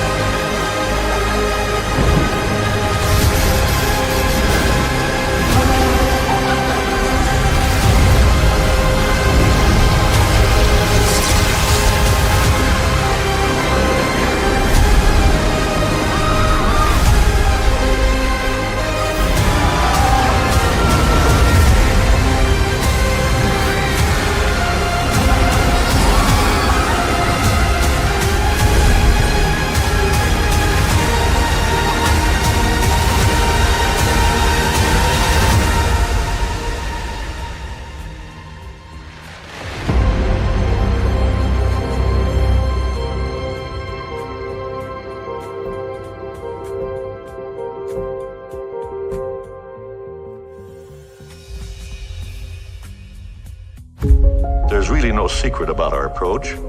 We keep moving forward. With the hope that it will be a source of joy and inspiration to all the world. In Disney's 102-year history, there have been many defining moments and countless achievements. Today, we celebrate another thrilling moment, the creation of a spectacular new Disney theme park resort coming to Abu Dhabi.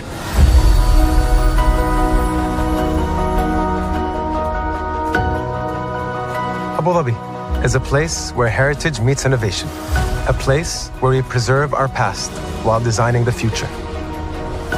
Bringing a Disney theme park resort to Yas Island, Abu Dhabi marks a historic milestone in our journey as a global family destination.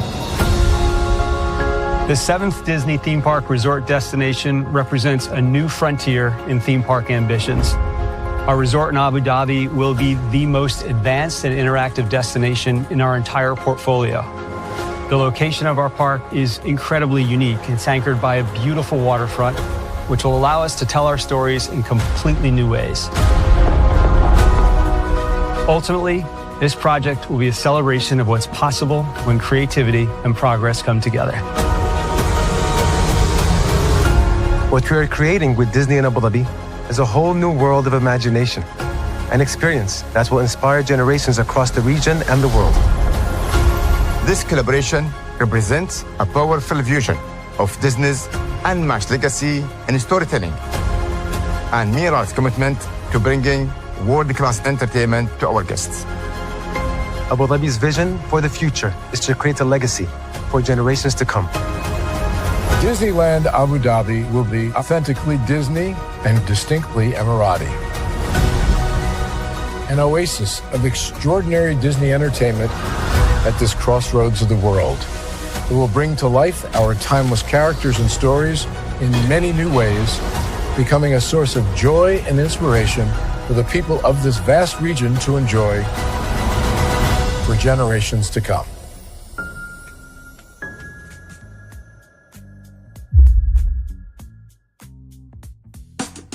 Caesar. Just look at him. Politician. General. Author. Ruler. Man.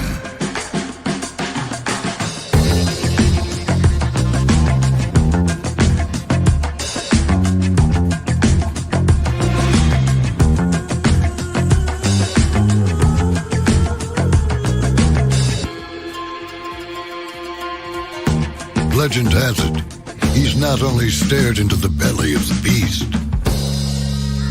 he's had it for dinner.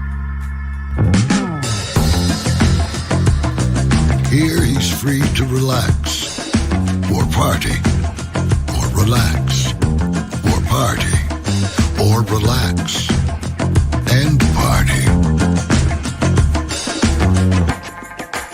His is a world of opulence, excess, and the occasional impulse buy. Not one to rest on his laurels, he's famous for ushering in a new age of entertainment. So, for anyone seeking a place where the sun never sets on a good time, all this awaits. I am Caesar, and I approve this palace.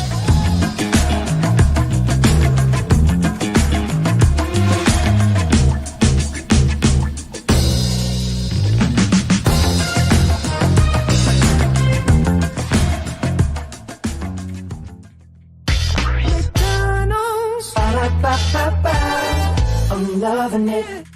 McDonald's. Ba-da-ba-ba-ba. I'm loving it. McDonald's. Ba-da-ba-ba-ba. I'm loving it. I love you right back so much. I had to tell you thrice. Welcome back into Brainley's virtual tour live. Glad to have all you here in the building with me. We are just chillaxing. A great live tonight, just talking about the potential greatness rather, of Paramount Bros, Discovery Media Company, giving my take on, is there synergy here? It looks like ChatGPT is saying that there could be some synergy, but I do think that this is going to be more of a, do we have brain cells that can form a brain at Paramount, Skydance, and Warner Bros. Discovery to form a brain to be able to know what to do with this portfolio? I think that is the biggest thing. If we don't have that, then it will fall dead on arrival. So just want to keep it a buck. So yes, indeed. So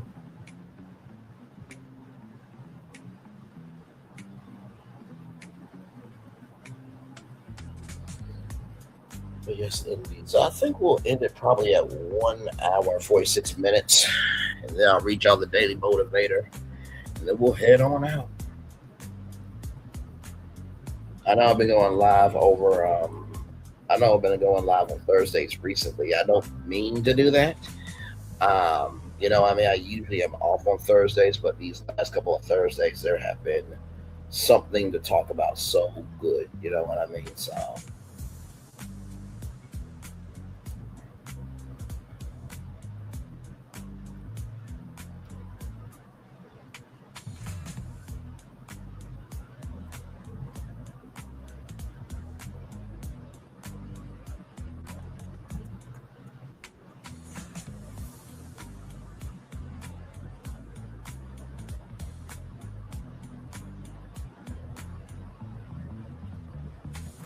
but yes, indeed. So yeah, we're just chillaxing.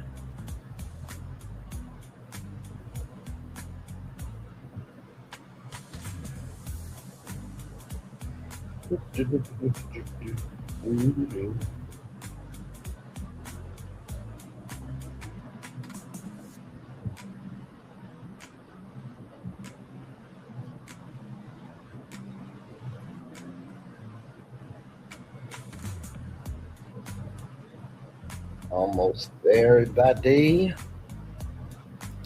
And it is 1 hour and 46 minutes. Let's get to the Daily Motivator and then head on out of here. Then we'll be back to talk about Alta tonight at 8:30. Cannot wait for that Alta live. That's going to be a good time for sure. All right, y'all, here we go. Time for the Daily Motivator, everybody. Here we go.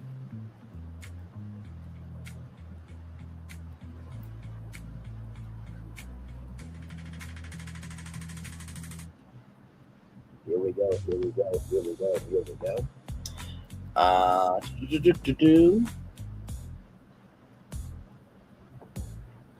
Give a big enough why people can almost bear anything. How? Frederick Nietzsche. Okay, very interesting words there. Let's get to this right here. It's time for a day motivator for Thursday, June 18th, 2026. Another angle when you're stuck, perplexed, frustrated, or confused about a particular situation. Look at from another angle. Give yourself the benefit of more than one viewpoint. Put your creativity to good practical use. Back away from your most dogged assumptions and take note of what you see. Sometimes the best way to solve a puzzle is to scramble up all the pieces. Sometimes what you already know is preventing you from discovering more. The answer you seek could be hiding in plain sight. By shifting your perspective, you can enable yourself to see it. How would the situation appear to a stray dog or a helicopter pilot flying overhead, or to me? And turn your imagination loose and follow where it takes you to uncover potential value. Look from a new angle, 3 or 4. The more widely you envision, the more you're able to see. Ralph Marston. So, you know, when it comes to another angle, right? I think this morning's stream showcased how a company like Bose, who usually does just audio products, is getting into entertainment marketing with an in-house studio, right? They saw themselves at another angle. And sometimes when you are trying to see yourself from another angle, if you're putting too much pressure into the details, but you're not looking at it from the creativity standpoint, then you get frustrated. So if you're trying to look for another angle, look at how much you can explore with this angle. That's the first thing I would say. The second thing to do is, is sometimes what you already know is preventing you from discovering more. So if you think you know everything, right, but you're not open to learning, then you already are dead on arrival, right? Everything that we've done here, I know for sure that I have become smarter because of y'all. Y'all have become smart because of me. I think that channels like ours and Millie Chun and Lovely T and Benchworthy and many others, I think they are providing a very necessary outlet to get information in our culture from our own people, right? It's one thing for mainstream culture to talk about black people. It's another thing when our own people talk about us. Because we have our own people talk about us, at least they can understand the nuances of what it is to be black. And finally, the third thing I want to say to y'all is this. Turn your imagination loose and follow where it takes you. A lot of times we don't really allow ourselves to be loose in wanting to see what can be. So allow yourself to be loose, allow yourself to explore, and allow yourself to be curious about stuff, y'all. Good Lord. Why y'all listen to society when society doesn't follow their own damn rules anyway? So with that being said, it's time for the best outro on YouTube. Know what you do and do what you know. Don't say one more special because you were always one of us. Trust you may not be where you want to be, but by the end of it, you'll be where you need to be. Do what you were chosen to do. Why is one thing to call yourself? It's not to be chosen. One love, much love, all love. I have spent time with you. You spend time with me. Hopefully, by spending time together, rise great together. And always remember we're doing radio, television, YouTube, living your best life. Or, okay, you are just chillaxing and talking about the future of entertainment. You are seeing that, opportunities are forming. Also, we need to be protective of people trying to close opportunities as well. Make sure the replay is not just for if you watch it, not just for you listen to it, but if you want to experience it again. I love you. I value you. I embrace you all. Always remember, receive love, you gotta give it. Receive love, you gotta give it. Receive love, you gotta give it. Wherever obstacles you have come, wherever success you have achieved upon this particular day, I'm extremely proud of you. But no one else is proud of you. Be proud of your damn self. And finally, y'all, listen, whether this deal goes through or not, right? I look at it like this. You know how the president is trying to build all these monuments to himself, and we all know if the House, the Senate, and the presidency are all blue, you know how that stuff's going to be torn down. That's the way I look at this. Like, eventually, this catastrophe, this horrific energy, and this waste of a platform will be torn down in due time, right? So don't worry about it. Of course, they're going to try to do what they're going to do.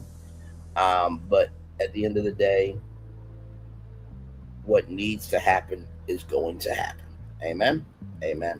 Commercial break and fireworks coming your way for the day that was, for the day that's come, for the blessings all of me, all of us, as a society, as people, as culture. I feel the love. I send it right back to you. I will see you guys here in just a little bit for the All Tell Live, as this is your final tour. Good evening to you, but also good morning, good afternoon to you based on your location. And always remember, commercial break and fireworks coming your way for the day that was, for the day that's coming, for the day that was, for the day that's coming, for the blessings that are on the way for you, me, all of us, as a society, as a people, as a culture. I feel the love, and I send it right back to you. Good night, everybody. I love you all. Bye-bye.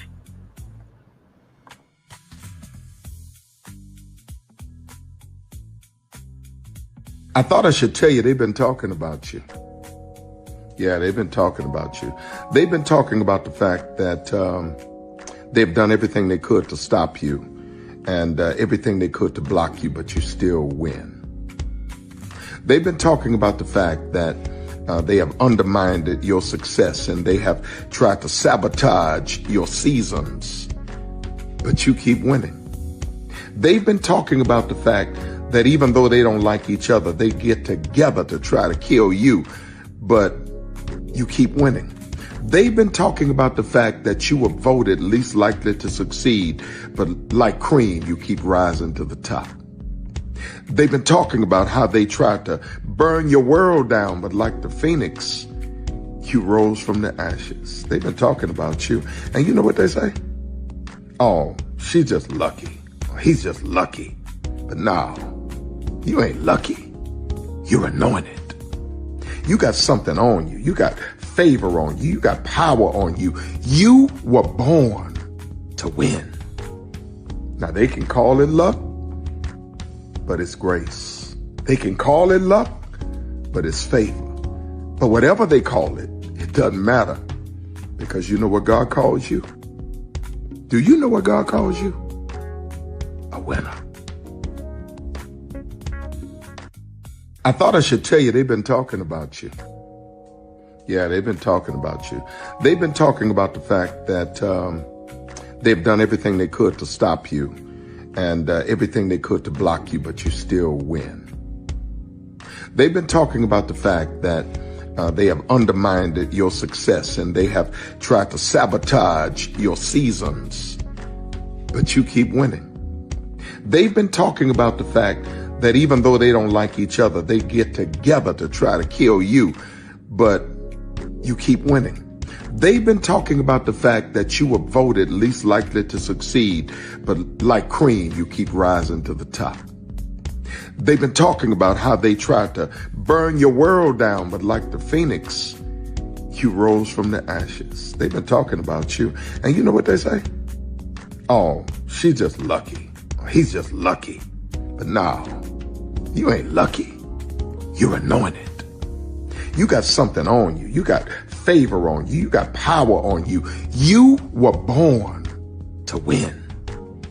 Now they can call it luck, but it's grace. They can call it luck, but it's favor.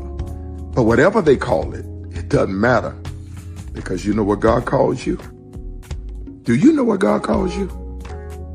A winner. I thought I should tell you, they've been talking about you. Yeah, they've been talking about you. They've been talking about the fact that they've done everything they could to stop you and everything they could to block you, but you still win. They've been talking about the fact that they have undermined your success and they have tried to sabotage your seasons, but you keep winning. They've been talking about the fact that even though they don't like each other, they get together to try to kill you, but you keep winning. They've been talking about the fact that you were voted least likely to succeed, but like cream, you keep rising to the top. They've been talking about how they tried to burn your world down, but like the phoenix, you rose from the ashes. They've been talking about you. And you know what they say? Oh, she's just lucky. He's just lucky. But no, you ain't lucky. You're anointed. You got something on you. You got favor on you. You got power on you. You were born to win. Now they can call it luck, but it's grace. They can call it luck, but it's favor. But whatever they call it, it doesn't matter, because you know what God calls you? Do you know what God calls you? A winner. I thought I should. Good evening. My name is Mark Woodbury. I'm the chairman and CEO of Universal Destinations and Experiences. Well, we're finally here. Tomorrow we begin a new chapter at Universal Orlando Resort as we open Epic Universe. We built this place for you. I want to thank you, our fans, for your love of our stories, characters, and immersive experiences that inspired this incredible place. Epic Universe represents over 8 years of meticulous planning, immense creativity, and innovation, combined with unmatched craftsmanship and operational excellence on the part of thousands of people who have brought to life the stories and characters that live beyond each of Epic's portals. But it represents so much more. Your love of Universal and the deep connections we've shared together here in Orlando over the past 30 years inspired us to dream bigger and to push the boundaries to create something extraordinary for you and for generations of fans and families to come. And tomorrow, as we open Epic Universe, I can't wait for you to experience this place for yourself. Now it's your turn to step inside, to lose yourself, and to share this place with the ones you love most. As we open this park, we hope your world becomes a little more epic. Tomorrow, Epic Universe becomes yours.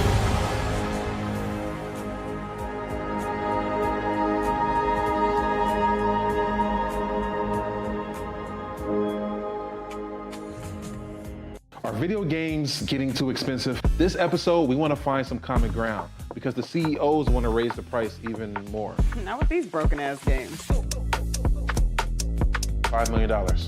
That's how much San Andreas costs to make. Is it their fault for selling or our fault for buying? Corporations claim all this stuff. Devs say otherwise. Sports gamers, cozy gamers, whatever you call the people who play Power Wash Simulator. I think it stings a little bit more because I'm spending my actual money and my mom is not. Imagine they get rid of all movie theaters and then charge you the same price to watch the same movie at home. That's like every streaming service. It doesn't have to be the longest of games, but am I having fun with it? This is Lex. I'm Ronell. Let's get right into it.